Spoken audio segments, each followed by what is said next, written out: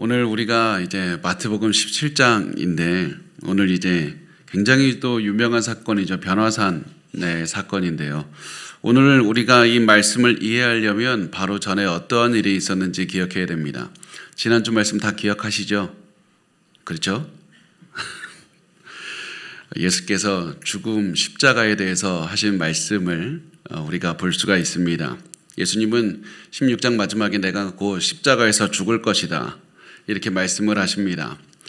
만약에 예수님의 십자가가 예수님의 이 모든 이야기의 끝이라면 너무 비극적인 겁니다. 우리가 이 이야기 볼 필요도 없습니다. 우리가 이 시간에 모일 이유도 없습니다. 그런데 예수님은 십자가가 끝이 아닙니다. 예수님은 원래 위대한 하나님이시지만 인간이 되어서 십자가를 지셨습니다. 그리고 십자가를 지신 다음에 부활하시고 승천하셔서 위대한 영광을 보여주시는 겁니다. 이게 큰 이야기입니다. 하나님께서 이 예수 그리스도의 이 영광, 하나님이신 예수 그리스도의 영광, 이 위대한 하나님이셨고 또 이 인간이 되셨지만 다시 이 부활 승천하시고 이 승천하신 이 모든 영광의 이야기를 이해하지 못하고는 예수님의 십자가를 이해하지는 못하는 겁니다. 부활의 영광을 바라보지 않고 십자가의 죽음만 집중할 수는 없는 겁니다. 영광의 하나님이신 예수께서 십자가의 고난을 통과하신 다음에 부활 승천의 영광을 얻으신 겁니다. 우리가 이것을 보면서 이 큰 그림이 우리도 따라가야 되는 그런 것이라는 사실을 기억하셔야만 됩니다. 우리도 우리가 가진 자랑, 우리가 가진 영광이라고 생각하는 것들, 그 모든 것들을 버리고 십자가의 고난 속으로 들어가야 되고, 그리고 그 고난을 통과했을 때 하나님이 주시는 영광의 면류관, 영광의 기쁨을 누릴 수가 있는 겁니다. 여러분 반드시 이 사실을 기억하셔야 됩니다. 우리가 예수를 따르기 위해서는 우리가 가지고 있는 모든 자랑, 모든 성취, 모든 영광, 우리가 가지고 있다고 생각하는 내가 자랑이 될 만한 것들을 다 내려놓고 고난을 기꺼이 체험해야 되고, 그 고난을 통과하면 하나님이 주시는 엄청난 기쁨과 인정을 우리가 누릴 수가 있는 겁니다. 그런데 우리의 문제가 뭐죠? 당연히 고난은 싫어요. 고난 없는 영광을 원하는 게 우리의 솔직한 모습인 겁니다. 우리는 내려가기는 원치 않고 올라가기만을 원합니다. 그래서 우리의 삶에 진짜 문제가 시작되는 겁니다. 우리 삶의 진짜 문제는 고난이 있는 게 아닙니다. 고난을 거부하는 우리의 마음 때문에 진짜 문제가 생기는 겁니다. 사람들 앞에서 하나님을 위해서 살다가 자존심 상하는 게 싫습니다. 재정의 고난을 당하는 게 싫습니다. 몸이 힘든 것이 싫고 내 편리함과 편안함을 버리는 것이 싫은 겁니다. 그래서 우리는 계속해서 고난은 거부하고 영광만을 바라는 겁니다. 고난을 거부하고 위대함을 바라고 고난을 거부하고 편리하기만을 바라고 고난은 거부하고 하나님이 주시는 상급만을 바라는 겁니다. 그러나 우리에게 하나님 성경은 계속해서 지속적으로 말씀합니다. 고난을 통과하라. 고난을 비껴가려고 하지 말고 고난 한가운데를 지나가야 된다. 우리가 가지고 있는 모든 명예, 모든 재정의 풍요로움, 모든 편리함, 편안함을 버리고 고난 속으로 뚫고 들어가라고 말씀을 합니다. 내가 그 고난 속에서 너와 함께 할 것이고 고난을 통과하면 너에게 큰 영광의 날을 줄 것이니 담대하게 고난을 지나가라. 이 사실을 알려주십니다. 그리고 우리가 이것을 머리로 들을 때는 모르지만 실제로 하나님을 믿고 고난을 뚫고 지나가면 하나님이 주시는 복이 얼마나 위대한지 깨닫게 될 겁니다. 제가 사실 저도 목회를 하기 전에 고민했던 것이 있었습니다. 제가 처음에 목회 소명을 받았을 때 사실 제가 이제 저희 부모님이 이제 저희 아버지가 목회자이시라 저도 그 목회자 자녀의 삶을 이제 살아봤는데요. 그러다 보니까 처음에 목회자로 부르심을 받았을 때 그때 제 마음에 제일 처음에 들었던 생각이 저가 힘든 건 괜찮은데 목회자의 아내와 자녀들이 되게 고생을 하던데 내가 겪어보니까 이거 힘들지 않을까? 내 아내와 자녀들이 나의 소명 때문에 고생하진 않을까? 그런 생각 때문에 머뭇거리게 되었었습니다. 그렇게 고민하다가 기도하다가 하나님께서 이 고민까지 내려놓기를 원하신다. 이것을 깨달았습니다. 하나님이 주시는 그런 마음은 확실했습니다. 물론 너의 아내와 자녀들은 목회자 가정에서 살아나기 때문에 다른 사람들이 겪지 않아도 되는 것들을 그들은 겪을 수 있을 것이다. 외롭기도 할 것이고 어려움도 겪을 것이다. 그러나 그 고난을 통과하는 너의 아내를 내가 위로할 것이고 그 고난을 통과하는 너의 자녀들을 내가 기를 것이다. 이 확신을 가지고 저는 목회를 시작을 하게 되었습니다. 그리고 나서 이제 신학교에 들어간 지 15년이 지났는데 16년? 15년이 지났는데 지금까지 삶을 보니까 분명히 어려움도 있었습니다. 자녀들의 어려움도 있었고 제가 목회자가 아니었으면 내 가족이 이런 고난을 겪었을까? 이런 생각이 드는 일들도 사실 많이 있었습니다. 그런데 하나님을 믿고 다 내려놓고 고난을 뚫고 들어가고 또 아내와 이런 마음을 나누면서 다 내려놓고 우리 가정까지 하나님께 바칩니다. 이런 마음으로 가니까 고난 속에서 주시는 유익을 체험할 수가 있었습니다. 고난을 통과할 때 주시는 은혜를 체험할 수가 있었고 하나님께서 함께 하신다는 그 확신을 체험할 수가 있었습니다. 그리고 이런 확신을 가질 때 앞으로도 하나님 우리 가정 지켜주실 것이다. 내 아이들을 하나님 길러주실 것이다. 그런 마음을 가질 수가 있었습니다. 여러분, 우리가 두려워하지 말고 우리가 염려되는 그 모든 것들도 하나님께 내려놓고 그냥 가십시오. 하나님께서 부르심, 하나님의 말씀에 따라 순종하면서 가시면 됩니다.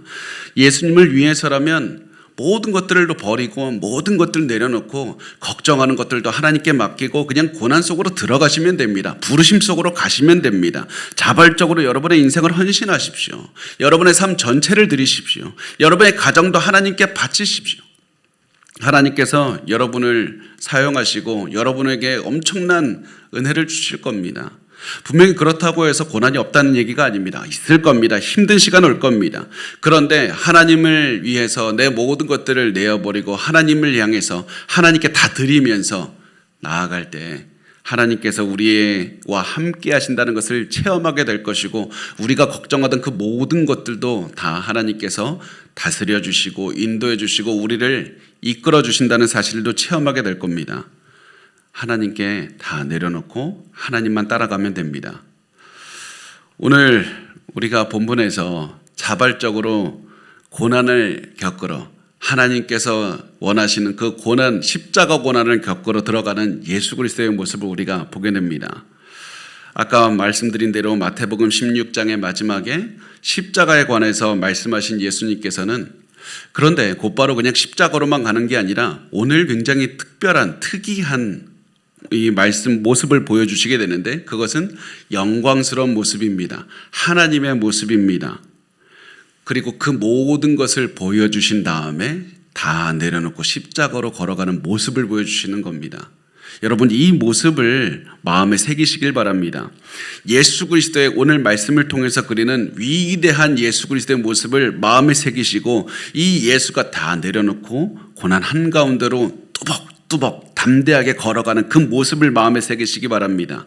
그리고 그 고난을 통과해서 십자가를 통과해서 우리가 나중에 영광의 예수 그리스도를 보게 되는 그 모든 것들도 기억하시기 바랍니다. 이것이 하나님의 뜻이기 때문에 그렇습니다. 자, 우선 오늘 본문은 예수님께서 이 위대하심을 보여주는 장면에서 시작을 하는데요. 그리고 그 모습이 어디에서 시작을 하냐면 높은 산에서 시작합니다. 자, 우리 마태복음 17장 1절에 필요하시면 여러분 뒤에 종이나 그것도 있으니까 적으시면서 하셔도 됩니다. 오늘 좀 다룰 내용들이 꽤 있어서 제가 성경 전체를 볼 때 그냥 제가 우리가 무슨 성경 공부 깊게 막 성경에 여러 가지 지식을 쌓는 시간은 아니지만 우리가 성경 전체를 볼 때 반드시 알아야 되는 것들을 조금 오늘 수요 예배 시간에는 다루다 보니까 조금 더 길어질 수도 있고 조금 더 우리가 알아야 되는 집중해야 되는 것들이 있습니다. 그것들을 잘 보시기 바랍니다. 자, 마태복음 17장 1절 말씀에 우리 같이 읽어보겠습니다. 시작. 엿새 후에 예수께서 베드로와 야고보와 그 형제 요한을 데리시고 따로 높은 산에 올라가셨더니, 자, 우선 성경에서 산을 그리고 있는데요. 그냥 산에 등산 가신 건가? 그게 아니라 성경에서 산을 기록한 것은 굉장히 중요한 이유가 있습니다. 왜냐하면 구약 성경에서부터 산은 하나님을 만나는 장소로 등장하기 때문에 그렇습니다. 예를 들면 아브라함은 모리아산에서 하나님의 음성을 들었고, 모세는 시내산에서 하나님을 만나고, 엘리야는 갈멜산에서 하나님을 만납니다. 높은 곳, 산은 하나님을 만나는 곳입니다. 그리고 오늘 예수님과 제자들은 높은 산에 올라갔다고 말씀을 합니다. 왜 높은 산에 올라갔다고 말합니까? 하나님을 만나러 가는 겁니다. 하나님을 만나러 지금 제자들이 예수님과 함께 하나님을 만나러 가는데, 여기서 중요한 점은 그 하나님이 바로 예수다. 예수라는 것을 이제 보여주기 위해서 그렇습니다. 구약시대 사람들은 하나님을 만나러 산에 올라가서 하나님의 음성을 들었지만, 예수와 함께 있는 제자들은 산에 직접 내려오시는 하나님을 만나게 될 것이다. 직접 인간이 되어서 산 위에 서 계시는 예수를 만나게 될 것이다. 예수님은 위대한 하나님이라는 사실을 이 말을 통해서 드러내는 겁니다.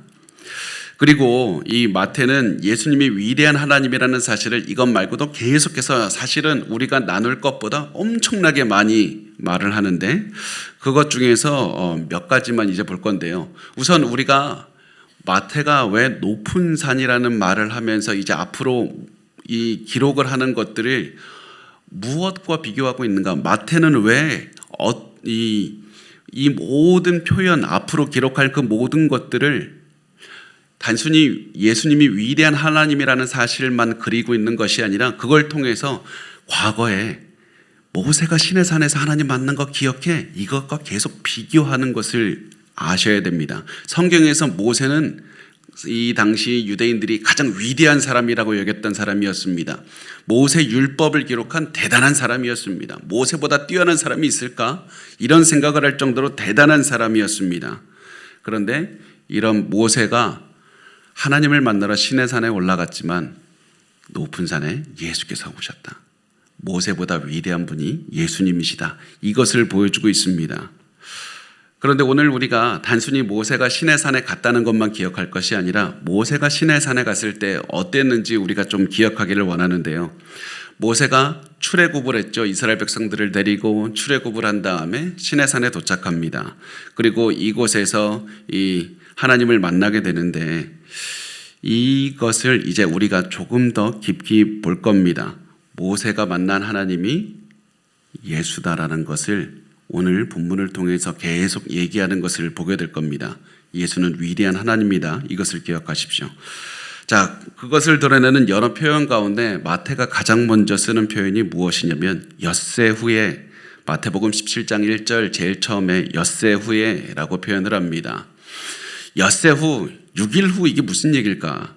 엿새 후, 그러니까 예수님께서 제자들에게 십자가 고난에 대해서 16장에 설명하신 다음에 6일 후에 제자들을 데리고 높은 산에 가셨다. 왜 6일 후를 왜 기록합니까? 안 써도 되는데. 그 이유는 과거에 모세가 하나님을 만나러 시내산에 오르기 전에 6일 동안을 준비하면서 기다렸기 때문에 그렇습니다. 출애굽기 24장 15절에서 16절에 보면 모세가 산에 오르매 구름이 산을 가리며 여호와의 영광이 시내산 위에 머무르고 구름이 엿새 동안 산을 가리더니 일곱째 날에 여호와께서 구름 가운데서 모세를 부르시니라. 일부러 마태는 모세가 시내산에 하나님을 만나러 올라갈 때처럼 제자들이 예수님과 함께 높은 산에 오르고 있다. 하나님 만나러 가고 있다. 그 시내산에서 모세를 만나셨던 하나님이 바로 예수다라는 것을 보여주고 있습니다. 그리고 이 사실은 예수님께서 베드로, 야고보, 요한 이 세 명 제자들과 함께 산에 오르고 있다는 것을 통해서도 드러납니다. 3명 갔죠? 그리고 이것이 중요한 이유는 모세도 3명과 함께 시내산에 오르기 때문에 그렇습니다. 출애굽기 24장 9절에 보면 모세와 아론과 나답과 아비우와 이스라엘 장로 70. 아론, 나답, 아비우 이 세 명이 대표적으로 중요한 거구나. 모세가 이 3명 그리고 70 장로와 함께 하나님 만나러 산으로 올라갔다. 마찬가지로 예수님은 3명의 제자를 데리고 함께 산으로 올라간다.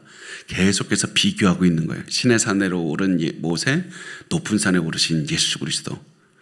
자, 여기에서 우리가 기억해야 될 것은 앞으로 위대하신 예수의 하나님 되심을 보여주는다는 사실을 기억해야 되고, 두 번째 우리가 기억해야 되는 것이 무엇이냐면 여기서 조금 알아야 될 것이 왜 항상 세 명일까? 이거를 잠깐 내용에 우선 두고 세 명이 왜 자꾸 등장하는지를 좀 봤으면 좋겠습니다. 성경에 보면 세 명이 계속해서 구약 성경에서부터 신약까지 등장을 하는데요. 왜 자꾸 성경에는 세 명이 강조될까? 왜 예수님을 하필 여기에서 세 명을 데리고 가셨을까? 그 이유는 그 당시에 모든 증언이 법적 효력을 갖기 위해서는 두세 명이 있어야 되기 때문에 그렇습니다. 두세 명의 증언이 있어야 되는 겁니다. 신명기 17장 6절 말씀에 보면 신명기 17장 6절 죽일 자를 두 사람이나 세 사람의 증언으로 죽일 것이요 한 사람의 증언으로는 죽이지 말 것이라. 두 명이나 세 명이 있어야 된대요. 왜 그렇겠습니까? 그 당시에 지금처럼 DNA 검사가 있지 않잖아요. 증거를 찾는 게 거의 힘듭니다. 과학적인 증거를 찾기 힘드니까 어떤 것을 볼 때 증언에 의지하는 경우가 굉장히 많았습니다. 그런데 만약에 증언 한 사람의 증언만 의지하게 되면 내가 거짓말할 수도 있죠. 그리고 편견이나 실수로 잘못 봤을 수도 있고 오해할 수도 있는 겁니다. 그러니까 법적인 증언이 효력을 갖기 위해서는 한 명 가지고 안 되고 두 명이나 세 명이 있어야 된다. 오늘 예수님이 세 명의 제자를 데리고 산으로 올라가신 이유는 세 명이 그냥 너는 세 명인데 따라와 이게 아니라 세 명이 본 것이 확실하다는 것을 알려주기 위해서 그렇습니다. 세 명이 증인이 되어서 이 사람들이 하는 얘기가 확실한 것이다. 법적 효력을 갖는 것이다. 이것을 강조하기 위해서 그렇습니다. 왜 이렇게 강조할까요? 앞으로 이 사람들이 볼 것이 엄청나게 놀라운 것이기 때문에 그렇습니다. 제자들은 예수님이 하나님이 되신다는 사실을 직접 보게 될 겁니다. 놀라운 것은 예수님이 하나님이 되신다는 사실을 귀로 듣는 것이 그냥 이 사람은 예수는 하나님이다 이렇게 듣는 것으로 그치지 않고 시각적으로 예수의 위대하심을 보게 됩니다. 마태복음 17장 2절에 보면 우리 같이 읽어볼까요? 시작. 그들 앞에서 변형되사 그 얼굴이 해같이 빛나며 옷이 빛과 같이 휘어졌더라. 아멘. 옷이라고 하면 큰일 나는데 옷이 그죠? 우선 예수님께서 높은 산에 올라서 기도하고 계셨을 때 기도하시는 중에 갑자기 변화되기 시작합니다. 제자들 눈앞에 변화가 시작이 됩니다. 여기서 변화한다는 말이 뭘까요? 사실 우리도 눈으로 직접 본 게 아니기 때문에 예수님이 변화하신다 구체적으로 정확하게 100% 뭔지 우리는 잘 모릅니다. 확실한 것은 예수님의 신체 전부가 바뀌어서 하나님의 영광을 드러내게 되었다. 여기까지 압니다. 그러면 예수님이 전부가 변했다는 말이 무엇입니까? 예수님이 천사처럼 변했나요? 아니면 어떤 다른 생물체처럼 모양이 변했다는 얘기입니까? 그거 아닙니다. 예수님은 여전히 인간의 모습을 가지고 계셨습니다. 그렇다면 예수님께서 갑자기 예수님의 얼굴이 사라지고 다른 훨씬 더 잘생긴 얼굴로 변했다는 얘기입니까? 그렇지 않습니다. 예수님의 얼굴은 동일한 모습이었습니다. 다만 중요한 것은 예수님의 신체 전부에서 밝은 빛이 막 비쳤다는 겁니다. 온 몸에서 태양보다 밝은 빛이 비쳐서 예수님이 입고 있던 옷까지 하얗게 보였다는 겁니다. 예수님의 존재 자체에서부터 나타나는 놀라운 빛이 눈부시게 빛이 나서 예수님을 제대로 볼 수조차 없게 만들었다는 겁니다. 왜 예수님의 전체에 빛이 났습니까? 그 이유는 이 빛이 하나님의 영광을 드러내는 것이기 때문에 그렇습니다. 이 빛은 예수님께서 성육신하기 전부터 마리아의 몸으로 태어나기 전부터 원래부터 가지고 있었던 그 하나님의 영광의 빛을 그대로 드러내시는 겁니다.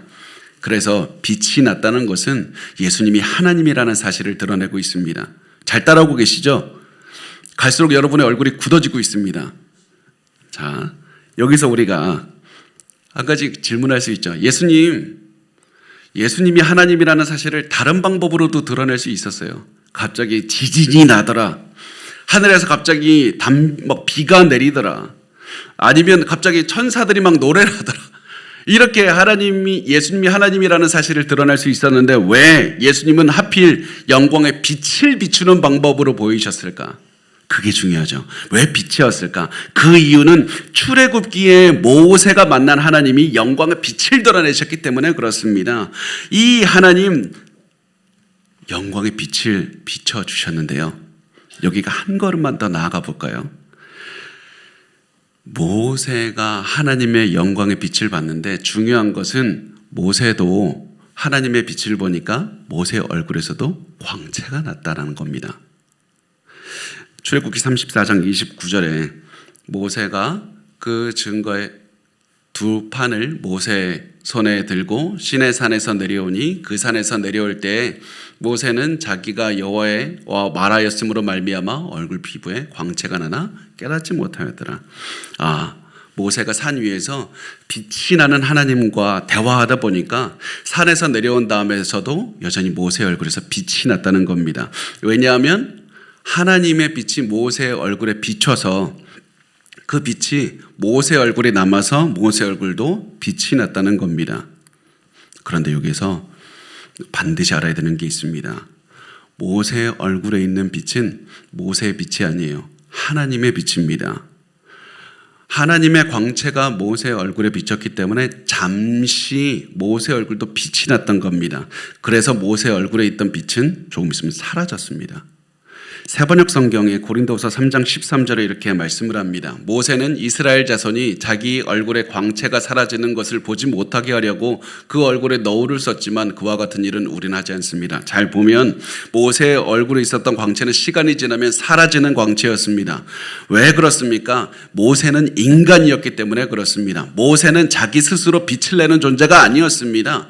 빛은 하나님께 받아서 잠시 비쳤다가 그 빛은 사라지는 겁니다. 이것이 모세라는 인간이 지닌 한계였습니다. 그래서 성경은 마태는 이렇게 얘기를 하는 겁니다. 너희 유대인들이 그렇게 위대하다고 생각하는 모세도 일개 인간에 지나지 않았기 때문에 시간이 지나면 그 얼굴에 있던 광채도 다 사라져버리는 한계가 있는 인간이었다. 그런데 예수는 어떤가? 예수님은 모세처럼 하나님의 빛을 반사한 것이 아니라 잠깐 그 빛을 얼굴에 품고 있었던 것이 아니라 예수님 자체가 빛의 근원이었다. 영광의 근원이었다. 예수님 전체가 빛으로 가득 찬 분이었다. 모세는 잠시 잠깐 얼굴만 빛이 났지만 예수 그리스도는 몸 전체가 영광의 빛으로 가득 찬 분이다. 이 사실을 통해서 마태가 강조하는 것은 모세 얼굴에 빛을 비추셨던 분이 바로 이 예수 하나님이시다.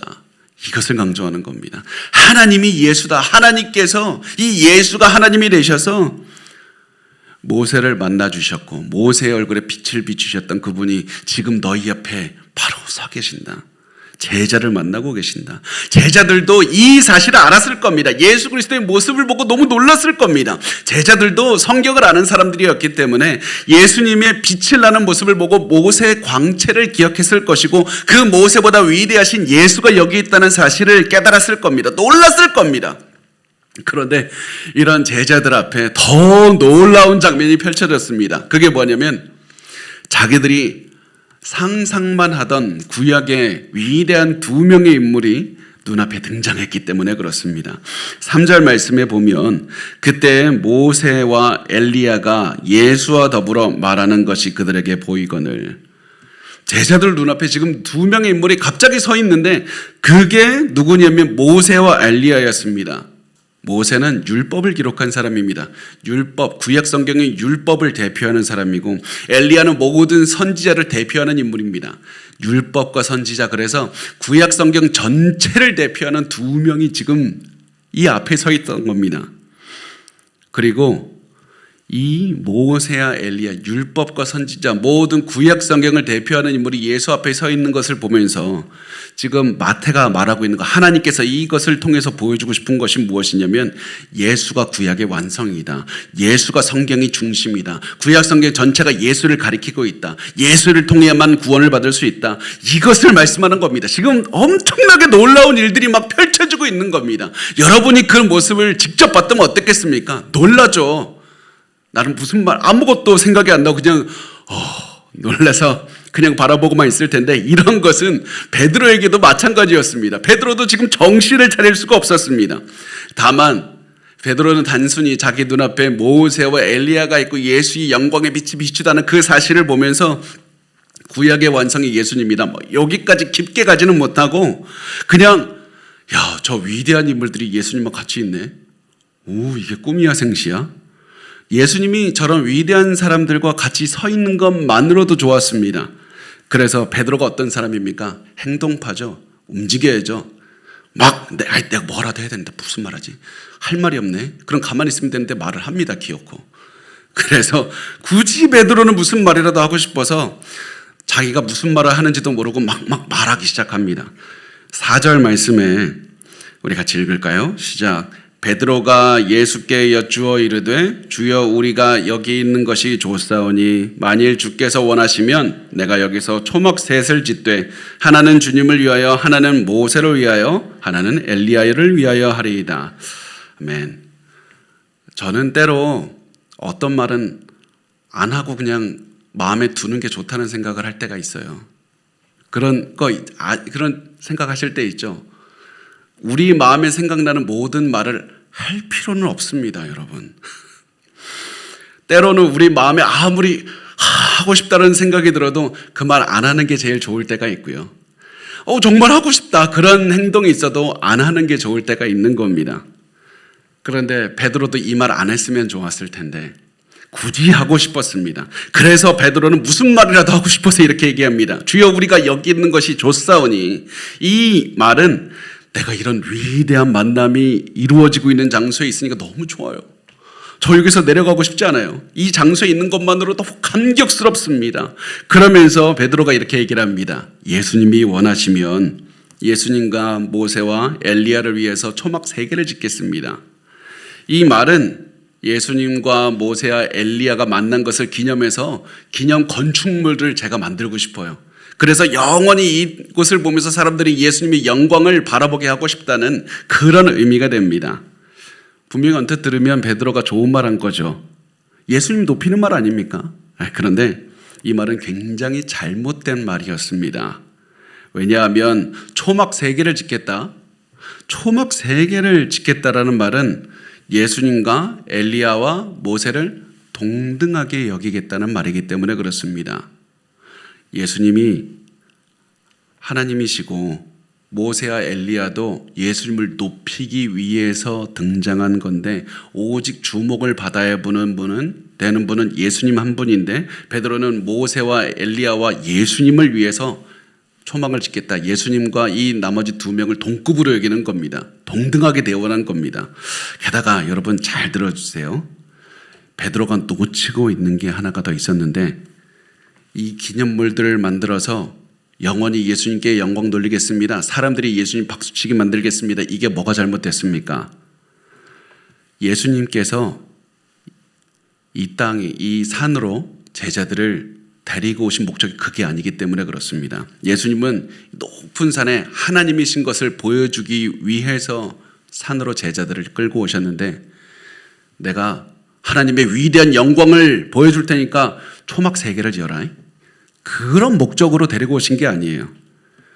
예수님께서 영광스러운 하나님이시지만 모든 것을 버리고 십자가로 가시는 그 희생의 모습을 보여주기 위했던 겁니다. 그리고 십자가 고난을 통과해서 영광스럽게 부활하실 것이라는 사실을 또한 알려주기 위해서 그런 겁니다. 그런데 베드로가 이 산 위에 건축물 3개 짓겠습니다. 사람들이 이것들을 보고 예수 그리스도를 찬양하게 만들겠습니다. 그래서 계속해서 영광의 자리에 두려고 했지만 예수님 거부하시고 아니 십자가의 길로 걸어갈 것이다. 고난의 길로 걸어갈 것이다. 영광을 잠시 보여준 다음에 십자가로 걸어가시는 예수 그리스도의 모습을 보여주고 있는 겁니다. 그래서 베드로가 잘못된 말을 하는 겁니다. 전혀 상황에도 맞지 않는 얘기를 하는 겁니다. 베드로가 얼마나 말을 잘못하고 있는지 하나님이 말을 끊어버리세요.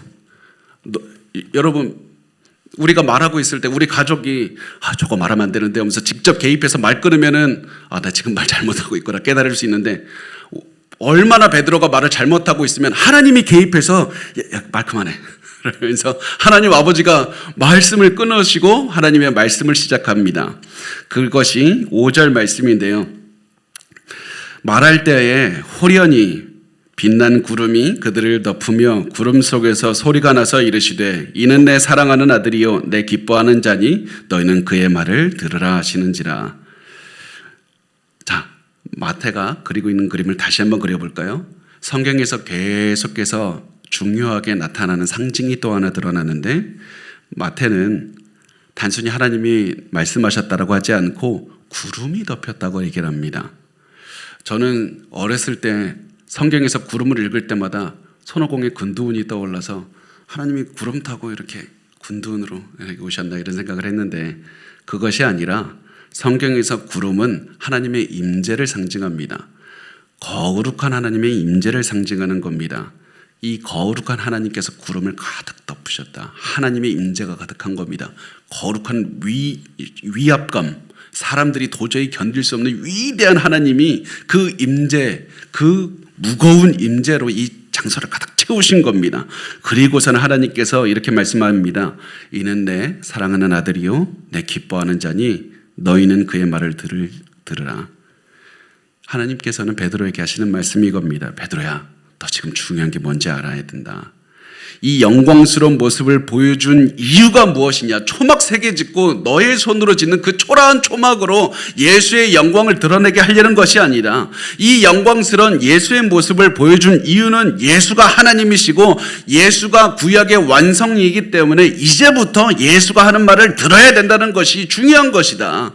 예수 앞에 서면 엘리야도 중요하지 않고 모세도 중요하지 않다. 가장 중요한 분은 예수가 중요한 것이고 예수 그리스도의 말씀이 중요한 것이다. 이것이 우리가 나누는 본문의 핵심이고 성경의 핵심입니다. 너희가 지금 예수를 위해서 무엇이라도 하고 싶다고 너 베드로 말했지, 너에게 가장 중요한 것은 무엇인가를 하는 것이 아니라 예수의 말씀을 듣는 것이 가장 중요한 것이다. 너가 지금 가장 중요한 것은 환상을 보고 어떤 엄청난 소리를 듣고 너가 능력을 발휘하고 위대한 체험을 하는 것, 그런 것이 아니라 예수의 말씀을 가만히 듣는 것, 그리고 순종하는 것이 가장 중요하다.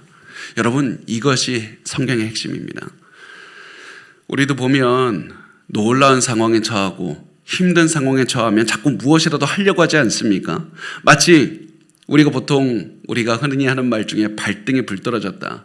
정말 발등에 불 떨어진 것처럼 상황이 급박해 보이니까 내가 지금 무엇이라도 당장 하려고 합니다. 그런데 우리가 이런 생각을 해야 됩니다. 하나님께서 보시기에도 내가 지금 발등에 불 떨어진 건가?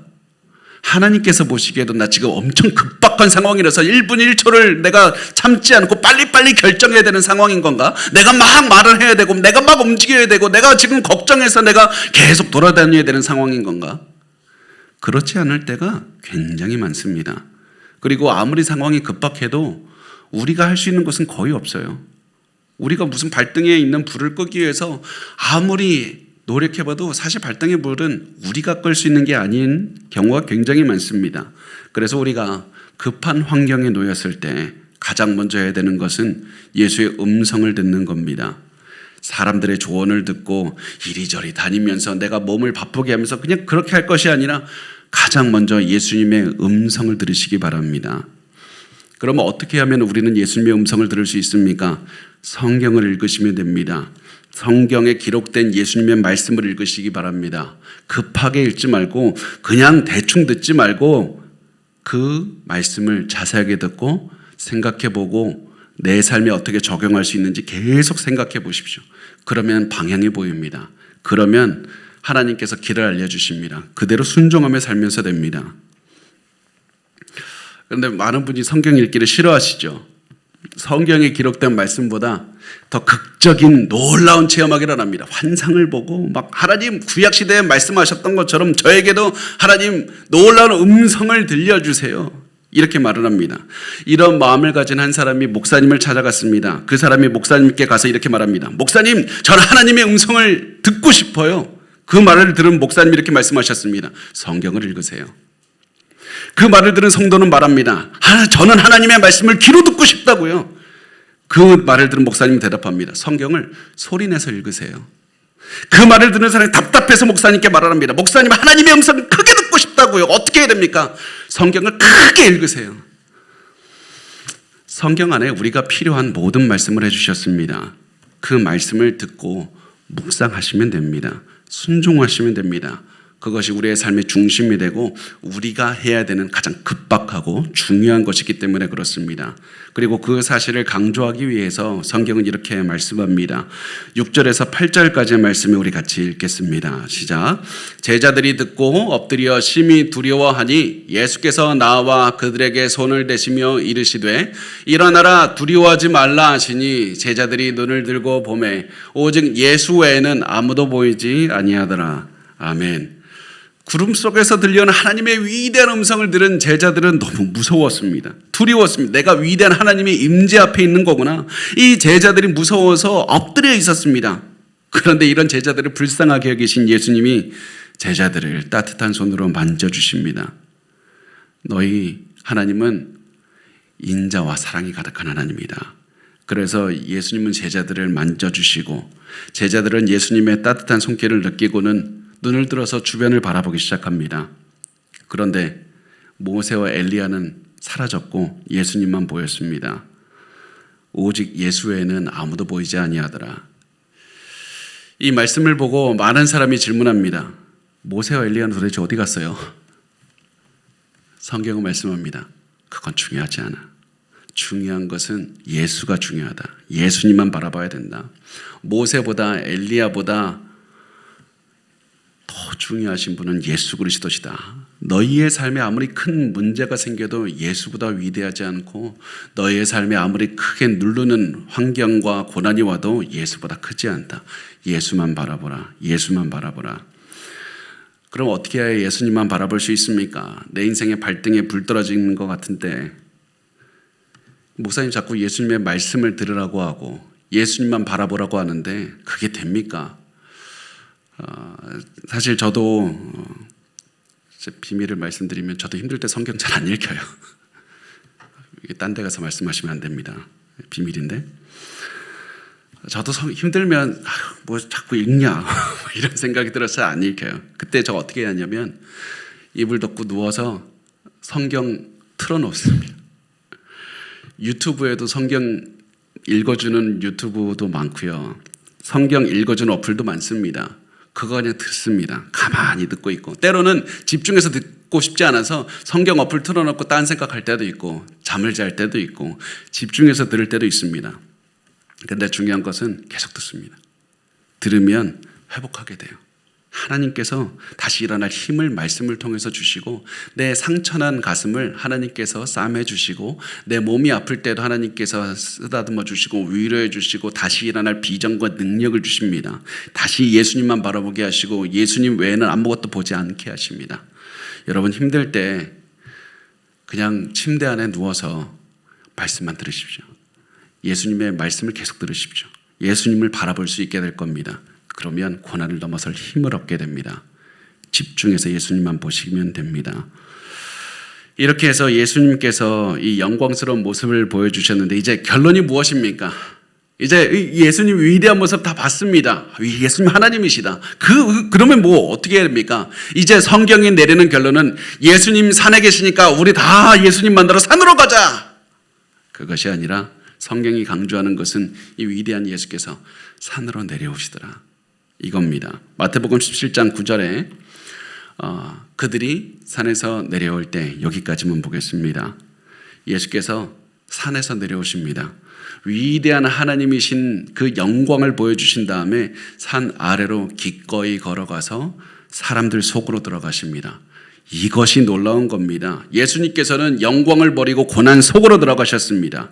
그리고 기꺼이 자신의 모든 것을 내어주셨습니다. 왜냐하면 십자가의 고난을 통과해야 영광에 있다는 사실을 알기 때문에 그렇습니다. 이것이 예수께서 이 땅에 오신 목적이기 때문에 그렇습니다. 이 땅의 모든 영광을 버리고 인간이 되신 이유가 십자가 고난을 통과해서 부활 승천의 영광을 누리시기 위해서 오신 겁니다. 그래서 앞에 십자가 고난이 있는 것을 알면서도 모든 영광을 버리고 기꺼이 버리고 산 아래로 내려가시는 겁니다. 자신을 거부하는 세상 속으로 들어가시고 십자가 고난 속으로 담대하게 걸어가시는 겁니다. 우리도 기억해야 됩니다. 십자가 없는 영광은 없습니다. 우리가 지금 자랑하는 것, 의지하는 것, 지금까지 노력해서 일군 모든 내 가정, 내 성취, 내 능력 이런 것들을 다 포기하고 예수님이 원하시면 십자가를 지고 고난이 있는 곳으로 들어가야 됩니다. 그렇게 하면 영광의 빛을 체험하게 될 겁니다. 그렇게 살다 보면 힘들 겁니다. 쉽지 않을 겁니다. 내가 이렇게 사는 게 맞나 이런 생각이 들 겁니다. 그러면 이제 마지막으로 제가 이야기를 하나 하고 끝낼 텐데 이 이야기를 꼭 기억하셨으면 좋겠습니다. 한 상담가가 있는데요. 이 상담가에게 부부 상담을 받으러 오면 첫 번째 방문에서는 항상 이런 얘기를 한다고 합니다. 내 남편의 문제가 무엇이고 저 사람이 나를 어떻게 힘들게 했고, 남편들은 내 아내의 문제가 무엇이고 저 아내가 나를 얼마나 힘들게 했고, 서로에 대한 불만을 쏟아내는 걸로 첫 번째 시간을 항상 소비한다고 합니다. 그래서 이 상담가는 처음에 부부를 만나서 부부가 서로에 대한 불만을 쏟아내려고 하면 그 상담가는 항상 이렇게 말한다고 합니다. 우리 이렇게 하지 맙시다. 서로에 대해서 싫어하는 점 지금 다 말하지 말고 먼저 여기에 우리가 온 목적이 결혼을 회복해서 하기를 원해서 온 건지 그것부터 확인해 봅시다. 두 분 계속 함께 하실 겁니까? 아니면 그만둘 겁니까? 이 관계 회복하려고 노력하실 겁니까? 그 말을 들은 부부가 어떻게 대답했겠습니까? 잘 모르겠어요. 그거 지금 알아내려고 상담받으러 온 건데 지금. 그러면서 일단 우리가 문제가 뭔지부터 얘기할 테니까 그 다음에 이 결혼이 회복이 되는지 안 되는지 말해 주세요. 그러면 판단할 수 있을 겁니다. 그 상담관이 이렇게 말합니다. 아니요, 그 순서 안 됩니다. 먼저 결혼을 계속할 것인지 그만둘 것인지 결정해야 됩니다. 만약 계속 생활을 유지하겠다고 하면 우리가 여기에 온 목적이 이 결혼을 회복하기 위한 것이니까 함께 노력해도 됩니다. 그러면 회복할 수 있습니다. 그런데 그렇지 않다면 여기에 온 목적이 원만한 이별 아닙니까? 그래서 원만한 이별을 원하는데 지금 굳이 서로 싫은 점을 나열하는 게 원만한 이별에 도움이 됩니까? 그러니까 우선 우리 정합시다. 결혼 계속할 겁니까? 그만둘 겁니까? 회복하기 위해서 노력할 겁니까? 그런다면 우리는 정말로 회복할 수 있을 겁니다. 먼저 결정을 내리십시오. 그리고 나서 세부적인 문제들, 구체적인 불만들, 실망감을 거기에 대해서 이야기하면 됩니다. 우리도 살다 보면 내가 먼저 예수님 말씀대로 살아보고 힘들면 헌신할지 말지 결정하겠습니다. 이런 생각이 들 때가 있을 겁니다. 예수님 말씀대로 고난 가운데 살다 보면 헌신해야 되는지 그만하고 싶다 이런 생각이 들 때도 있을 겁니다. 우리에게 중요한 것은 예수님을 바라보고 예수님의 말씀으로 우리의 삶을 채우고 예수님께 순종하며 살겠다는 헌신입니다. 그렇게 살다 보면 고난이 와도 그 모든 고난을 극복할 수 있는 힘을 말씀을 통해서 주실 겁니다. 기도를 통해서 주실 겁니다. 우리 이제 그만 주저하고 예수님만 바라보면서 예수님께 헌신하시고 예수님의 말씀으로 여러분의 삶을 채우고 고난이 있으면 고난 속으로 기꺼이 걸어 들어가십시오. 하나님께서 지켜주시고 많은 복을 주실 겁니다. 그렇게 해서 우리 예수님의 말씀에만 헌신하고 예수님의 말씀에만 따라가는 그런 삶을 사시길 바랍니다.